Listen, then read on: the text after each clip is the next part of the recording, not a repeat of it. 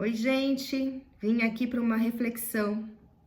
E quando a vida muda e o nosso mental permanece igual, como que a gente faz transição e repetição à luz de alguns teóricos que eu tentei encaixar? Trouxe um pouco da minha experiência também de vida, da minha história e vamos trazer aí essas reflexões, né? Quem se identifica aí. Então, assim, mudança, ela faz parte da nossa vida. Todo momento a gente está mudando. Quando a gente sai da infância, vai para a adolescência. Até as células mudam o tempo todo. Quando a gente sai da adolescência para a vida adulta. E da vida adulta para a maturidade. E assim por diante. Quando a gente muda de carreira, quando a gente transiciona de carreira, quando a gente sai de uma área para outra dentro de uma empresa, quando a gente decide morar sozinho, ou casar, ter um filho, quando a gente perde alguém, quando alguém morre, quando a gente muda de cidade, tudo muda, tudo se reorganiza. Mas até essa reorganização acontecer, algumas coisas compõem esse processo de transição. Muitas vezes o externo, ele tá adequado, mudado, alterado. Casei, mudou. Mudei de cidade, mudou. O externo muda. É visível, mas muitas vezes a gente celebra ou fica triste, né? Mas o que realmente a gente não diz é que a mente às vezes não acompanha essas mudanças mesmo, e quer manter o mesmo ritmo cotidiano, o mesmo ritmo de vida. Diante de uma nova realidade, a gente continua se cobrando como se fôssemos nossos eus antigos, nosso eu padrão, nosso eu que já está acostumado com determinado tipo de atitude e segue repetindo. Como se nada tivesse acontecido. O Freud, ele traz um ponto muito importante, né? Sobre o repetir, recordar e elaborar. Na teoria dele, ele fala sobre essa repetição de experiências inconscientes. Então, ele fala muito sobre as repetições que a gente tem ao longo da nossa vida. Então, a gente dá a mesma resposta a estímulos diferentes. Olha que doideira. E quando a gente pensa nisso, não é de uma forma proposital, teimosa, resistente, é uma experiência inconsciente que a gente repete da mesma forma, mesmo o externo sendo completamente diferente. E a gente não percebe. A gente não reconhece que o novo é novo. Olha isso. Ele apenas insiste no conhecido. A gente insiste em voltar para o que é confortável, mesmo que esse confortável não seja bom. Então, alguém se separa, mas continua agindo como casada. Alguém muda de carreira, mas por muito tempo essa pessoa continua se cobrando mentalmente por uma produtividade, sendo que ela está num cenário criativo e autônomo. Isso fala comigo. Talvez fale com você aí também. Fazer transição de qualquer coisa que seja, a gente continua fazendo o mesmo, querendo dar o mesmo laço para situações diferentes. Seguimos. Essa repetição é a forma como o inconsciente tenta elaborar algo que ele ainda não simbolizou, que ele ainda não entendeu, que não faz parte do simbólico dele, não faz parte do meu simbólico. Como eu não sei como fazer, eu respondo da mesma forma. É muito mais confortável. Como eu não sei como fazer, eu prefiro voltar para o ex-namorado, porque ali eu sei como funciona. Ele também fala que a gente fica preso nesse lugar de conforto, de manter tudo igual, conhecido, seguro, resistindo à dureza do que o externo apresenta pra gente, do que é a realidade. O Winnicott, ele fala sobre o self. O self é o nosso consciente, é como se fosse, tá? E as possibilidades que ele tem, que a gente tem de se adaptar ou de se defender às coisas que acontecem com a gente. Conforme a gente vai crescendo, a gente vai fazendo transição. Infância, adulto, adolescente, né? Infância, adolescente, adulto e assim por diante. E a gente vai vivendo esse self. Conseguimos ativar o nosso self de acordo com as nossas atitudes. Quando a gente tem uma atitude mais autêntica, a gente consegue se reorganizar diante dessa mudança de uma forma mais adaptável, mais fácil, mesmo sendo difícil. Caso contrário, a gente se mantendo num self falso, aquele que só age para atender as expectativas externas, a gente acaba mantendo os mesmos comportamentos, as mesmas exigências internas, mesmo que o mundo à nossa volta tenha mudado completamente. O que isso quer dizer? Se eu continuo respondendo de uma forma no ambiente que eu não faça aquilo que eu desejo, mas sim o que o mundo me pede, sei lá, ter mais dinheiro? Então, abrir mão dos meus desejos porque eu quero ter mais dinheiro, mais estabilidade, mais segurança, mais conforto, voltar para o mesmo lugar. Você perde autenticidade e perdendo autenticidade, você volta para um self falso, que é aquele que é uma régua que a gente olha para o mundo e tá todo mundo fazendo. Seguimos, segue o fio. E aí ele convida a gente, o Winnicott, para pensar sobre os fenômenos transicionais. São zonas que são intermediárias entre o que fomos e o que a gente está se tornando. Eu chamo essa zona intermediária de limbo. É um limbo. E esses momentos, ele chama aqui de sala de espera psíquica. Muito fofinho, né? Onde o novo ainda está em gestação e o velho ainda não se desfez. É nesse entre que a gente precisa cuidar, escutar e acolher. Na minha prática clínica, eu escuto isso com muita frequência. Alguém que muda de carreira, mas está apegado à mesma rotina, se separa, mas continua com os hábitos de casada, com a mesma autoimagem. O corpo já está em outro lugar, já está em outra casa, já está em outra estrutura, em outra residência, mas os códigos da vida antiga continuam. Eu vivi isso. Eu já me separei, eu já fiz transição, eu mudei de casa. Então, assim, quando eu estava casada, a gente tinha um hábito de mercado, que ele comia bastante, eu também, então, tipo, o mercado era gigante.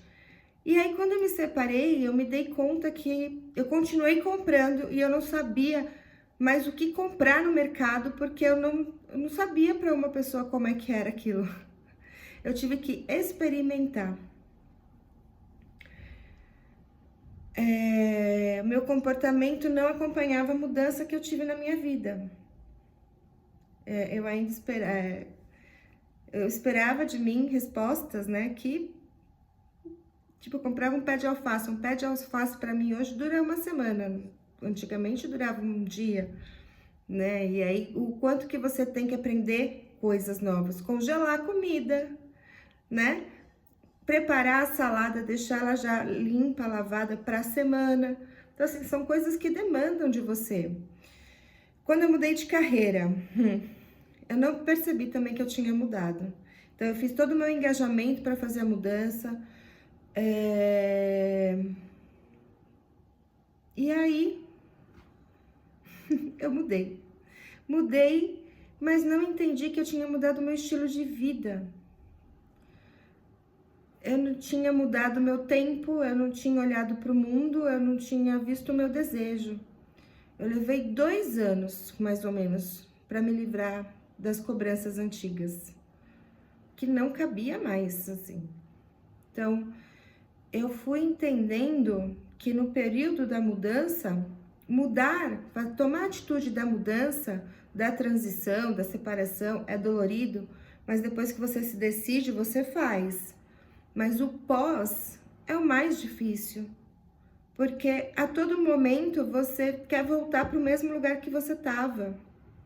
Você quer ir para o conforto, para a segurança. E você não entende, né? Eu não entendia que eu tinha mudado o estilo de vida. Eu mudei o meu modus operandi. Então, assim, eu vivi 20 anos no CLT, dentro de um lugar que eu batia cartão o tempo todo, eu tinha meta todo mês, todo ano, tinha regras para serem cumpridas. E quando eu virei a minha chave, eu tive que pegar na minha mão e fazer tudo isso. Mas dentro do meu ritmo, do meu tempo, num estilo de vida diferente completamente. E eu tive que reaprender a ser uma nova Priscila. E dói muito. É muito profundo isso. Essa defasagem que a gente tem de externo e interno, a gente chama de necessidade de elaboração, que é o tempo de elaboração. Winnicott reconhece a falta de espaço que o verdadeiro self tem para respirar. E de fato, quando a gente tá em um ambiente profissional, principalmente, que eu posso trazer, né? Que você tem lá, a empresa faz o seu imposto de renda, né? Paga o seu imposto de renda, suas férias, tudo que compõe, né? O organizacional. É muito mais fácil. Eu não preciso ser autônoma, ter autonomia de dar conta de tudo isso, né? E eu demorei para entender essa autonomia, né? E quando eu entendi, eu ainda não sabia o que fazer com ela, nesse processo de transição, nessa sala de espera psíquica. A gente demora. Tem gente que não, né? Não é todo mundo. Então a gente entra em crise profunda. E às vezes a gente nem sabe que está em crise, nem sabe que está passando por um momento difícil. E a gente começa a se autocobrar. Aumenta muito mais, porque você, por exemplo, eu queria ter a mesma produtividade, a mesma resposta, eu olhava para várias linhas, né, várias opções, e eu não conseguia encontrar saída, mas eu me cobrava de ter que encontrar uma saída porque eu precisava estar em outro lugar, em outro patamar, talvez, alguma coisa assim. E essa autocobrança, ela vai se intensificando e aí você vai se auto-sabotando. E a angústia vai crescendo. Então, a gente acha que a gente fez coisa errada, a gente só pensa nas falhas, a gente não dá ênfase para as coisas novas que estão chegando, para a fase nova que é completamente nova. E o nosso sistema mental, ele fica tentando funcionar nesse mapa antigo, só que num território novo. E nesse ponto, muitas pessoas param e não fazem nada. Nada encaixa, você não tem prazer. As referências que você tem somem, porque as suas referências eram totalmente diferentes. É como você casar. Então, você casa, sua vida muda, você tem outras referências, você vai ter que aprender a dividir um lar, a dividir a sua educação, a sua rotina, os seus hábitos mais esquisitos com outra pessoa que tem outros hábitos mais esquisitos que o seu. Você vai dividir sua vida financeira, sua vida pessoal, tudo. Muda completamente. E começamos a buscar respostas rápidas, resultados imediatos, como se fosse possível resolver um luto com produtividade. Eu fiz isso. atravessar uma mudança existencial com uma lista de tarefas. Eu também fiz isso. Não deu certo. E nenhuma resposta vem. E você fica realmente num limbo. Porque não se trata de resolver. Porque você tem que construir. E construir do zero é você se desmontar inteira. É desmontar tudo que você acreditou que era. É você desmontar tudo aquilo que você achava que, via de regra, você podia responder de alguma forma o mundo ou você mesma. E essa reconstrução emocional não é um refazer algo quebrado. É surgir algo novo. É você surgir nova, uma nova versão. É um processo que te pede presença, silêncio, se internalizar e bastante paciência com você. Eu diria que compaixão. Acho que é a palavra que mais resume isso, compaixão. Para Freud, esse momento é um momento muito importante de elaboração psíquica, porque você está processando o novo, né? Você está sendo mais consciente e você está atravessando um sintoma e uma simbolização de você mesma. Para Winnicott, é um espaço potencial, onde o novo self começa a emergir. E se houver segurança, um ambiente seguro, né? Bom, acolhedor, você consegue esse cuidado de você para você mesma, né? Porque agora a gente é adulto, a gente pode fazer isso com a gente, mas é uma caminhada que exige o nosso olhar, nossa atenção, nosso carinho, nossa compaixão. Então, o que isso tudo ensina a gente, né? Então, a transição, a mudança, ela impõe uma atualização nossa diante do mundo. Ela convida a gente a se questionar sobre o que não serve mais. E ela empurra a gente, de forma gentil ou brutal, para uma nova versão nossa mesma. É um parto psíquico. Eu brinco que eu entro numa centrífuga o tempo todo. Eu não saí ainda dela.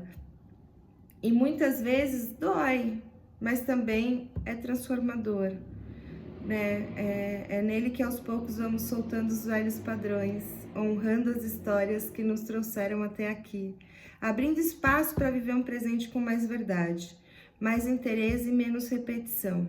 Claro que a gente vai repetir, mas quando a gente tem sabe aquele momento eureka? É isso que acontece.